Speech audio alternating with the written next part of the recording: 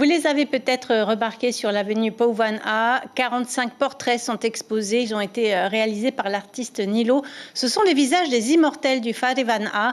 L'Académie tahitienne fête son anniversaire. Elle a 50 ans. Pour célébrer ce demi-siècle d'existence, une journée porte ouverte est organisée demain de 9h à 13h.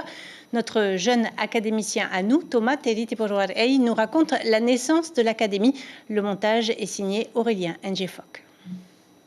2 juillet 1974, 2 ans après l'adoption du texte législatif, entouré des membres fondateurs de l'institution, le gouverneur Daniel Bido, non sans une pointe de satisfaction, déclare: l'Académie de langue tahitienne constituée et ouverte.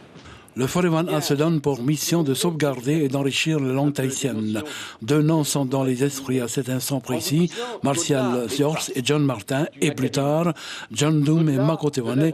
Il en sera d'ailleurs le premier Van'anui. Presque tous issus de l'équipe radio de ce que l'on appelait alors Radio Tahiti, forcément se pose à chaque fois la question des nouvelles terminologies.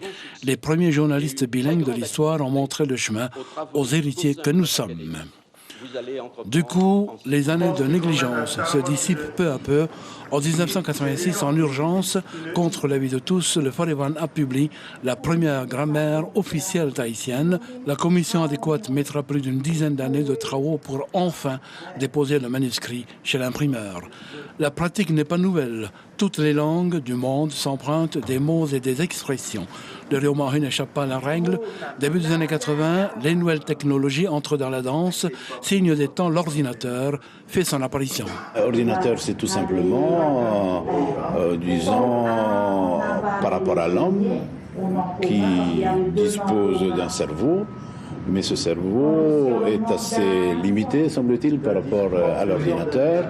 Et donc, nous avons adopté le terme qui, d'ailleurs, a été adopté par tous les pays pacifiques polynésiens de la région, le roro, cerveau, et willa, électrique. Le dictionnaire voit le jour en 1999. Au fil des années, le visage de l'Académie s'est modifié.